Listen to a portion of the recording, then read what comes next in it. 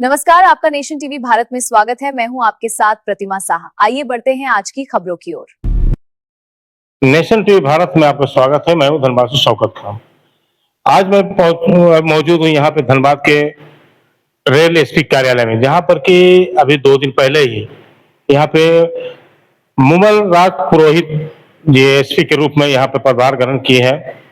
ये माना जा रहा है कि बहुत दिनों के बाद आज धनबाद में एक महिला एसपी मिला है और धनबाद के लिए बहुत बड़ी उपलब्धि भी है और अच्छी बात भी है, क्योंकि धनबाद जो रेल अनुमंडल है वो बहुत बड़ी दायरा में फैला हुआ है, क्योंकि इसमें गिरिडीह, कोडरमा ये सभी लोग कई जिला इसमें शामिल हो जाते हैं और कई जिला को इन्हें संभालना है। कैसे संभालेंगे, इसमें खास साथ बातचीत करने के लिए हम खुद एसपी महोदय से साथ मौजूद हूँ। मैडम, सबसे पहले नेशनल टीवी भारत की तरफ से आपका स्वागत है। Thank you. मेरा सौभाग्य है कि हम रेल एसपी धनबाद के रूप में अब यहाँ पर कार्यरत हैं और पिछले 2-3 दिनों से ही हमने कार्यभार संभाला है और यहाँ की चीज़ों को जानने का प्रयास चल रहा है। जैसा कि आपने सही कहा, ये अपने आप में एक बहुत बड़ा डिवीजन है जिसमें गिरिडीह से लेकर जसीडीह और कई सारा कोडरमा, कई सारे एरिया डाल्टनगंज तक इसका पूरा फैलाव है। तो मेरा पूरा इसी तरफ ध्यान रहेगा कि मेरे को इसमें जो क्राइम को कम करना है, अंकुश लगाना है, उसकी तरफ पूरा ध्यान केंद्रित रहेगा।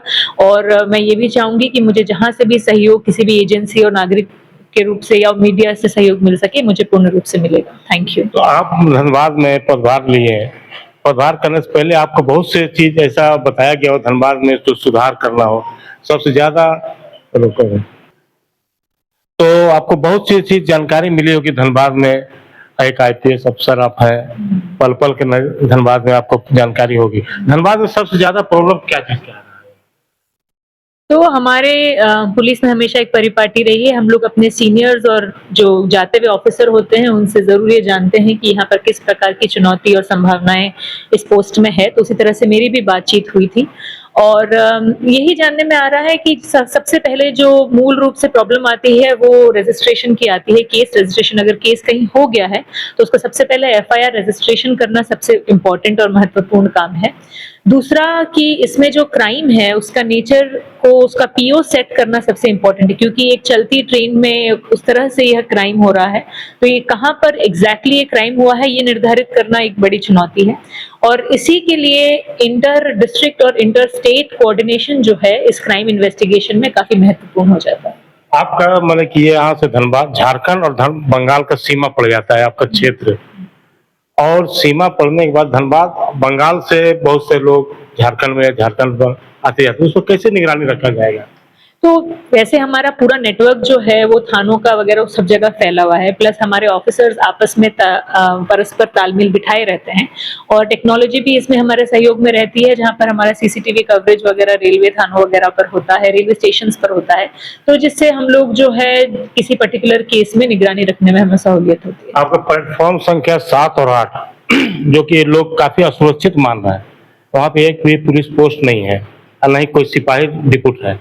वहाँ का एटीएम पुल ब्रिज लगभग अपराधी लोग तोड़ दिए बहुत सा, तो उस पर कैसे आप सुधार करेंगे? अब जैसे कि ये एक बहुत ही बारीक तरीके से ये बात सामने आई कि 7 और 8 प्लेटफॉर्म नंबर पर ऐसा प्रॉब्लम है, तो जहां तक हमको ये क्योंकि 8 और 8 में 7 और बहुत गैप आ जाता है, तो इसमें जहां तक कि हम लोगों को पुलिस का पदस्थापन करने की बारी है, वहां पर पोस्ट लगाने का है, तो पीपी लगाने पे अगर है तो वो एक हायर लेवल पर हमें बात करके और फिर उसको पोस्ट करना होता है। लेकिन अगर हमें किसी को वहां पर खाली डेप्यूट करना है निगरानी रखने के लिए तो मेरे स्तर पे किया जा सकता है, तो उसको मैं समीक्षा उपरांत करने की कोशिश करूंगी। अभी कुछ दिन पहले डीआरएम से जो है यहाँ के झारखंड किन्नर कल्याण बोर्ड के जो सदस्य हैं सुनैना किन्नर झारखंड सरकार की, उन्होंने मांग किया कि रेल में अपराध बढ़ गया है, किन्नरों के आतंक मचा हुआ है और लोग परेशान करते हैं पैसे के लिए, और मांग किए हैं कि उस पर रोक लगाया जाए। इस तरह कैसे रोक लगेगा? इसमें जैसे कि आपने बात की कि किन्नर समाज का भी इसमें एक तरह से सहयोग की जरूरत पड़ेगी, ताकि उनसे भी बातचीत कर और डीआरएम सर वगैरह के ऑफिस से बात कर सहयोग और समन्वय बिठाकर ही इस चीज को अंकुश लगाया जा सकता है, उनसे बात कर ही उसे कम किया जा सकता है। कुछ ऐसा मामला सामने आया जांच में पाया गया, जैसे कि जीआरपी हो या कोई भी आरपीएफ हो, वो उसको जो टारगेट एक दिया जाता है, ये मतलब कि टैग अथवा वसूलने का, जमा करने का कुछ ऐसा रेल विभाग में, जो कि आपको जैसे फाइन वसूलना है हाँ। बिना यात्री का या कुछ तरह का, तो उस फाइन का भरपाई जो है वो किन्नरों द्वारा ही बहुत से वो दिया जाता है, जो कि वो रेलवे को बहुत काम आ जाता है। आरपीएफ जीआरपी सभी को ज़्यादा मेहनत करने की आवश्यकता नहीं पड़ती है। भले जो आप फाइन जो भरते हैं, हाँ। आपको एक टारगेट दिया जाता है हाँ। थाना को, तो वो मंथली वो कुछ ऐसा कुछ जो है कि उसको जो घटता है वो ये लोग पूर्ति करती है। ओके, हाँ। तो ये बात भी आप लोग का सही है कि इस तरह का अगर ऐसा कुछ होता है तो जो फाइन वगैरह कलेक्ट होना है, जहां से सही रूप से अगर किसी ने गलती की है और उसका आना है तो वो तो आएगा, लेकिन उसका जो बाकी आप कह रहे हैं कि जो बाकी है उनका भरपाई जो है वो इनके द्वारा किया जाता है। तो अब इसका ये तो मतलब नहीं कि हम क्राइम को खुला हाथ दे देंगे, या उनके द्वारा अगर किसी को तंग किया जा रहा है यात्रियों को तो उसको खुला हाथ दे देंगे, ऐसा तो किया नहीं जा सकता है।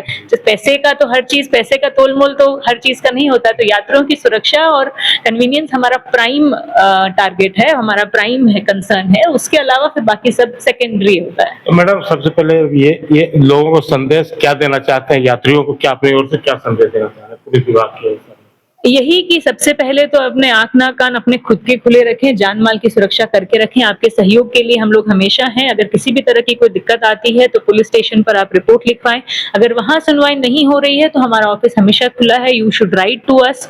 और हम लोग ये पूरा वो करेंगे कि हम वापस लिखकर और थाने में ये जरूर करें कि आपका केस उसको लिया जाए। आपका कोई केस चल रहा है जिसमें पेंडेंसी हो या किसी कारणवश वो आगे नहीं बढ़ रहा है, उसको भी आप हमें अवगत करवा सकते हैं। It will be taken care of. तो आपने सुना कि मैडम ने लोगों से आह्वान किया कि अगर किसी तरह का कोई दिक्कत हो, परेशानी हो या कोई परेशानी हो तो वो थाने पे जाए। थाने पे अगर नहीं है तो हमारा कार्यालय आप लोगों के लिए हमेशा खुला हुआ है और बोर्ड में नंबर लिखा हुआ, आप सूचना भी दे सकते हैं किसी तरह की दिक्कत हो। इसलिए लोगों को अब काफी उम्मीदें हैं यहाँ पे रेल में, और उन्होंने साफ बताया कि प्लेटफॉर्म संख्या 7-8 पर विशेष निगरानी रखी जाएगी और उसे निरीक्षण करने के बाद उस पर क्या होगा, इस पर कार्रवाई की जाएगी।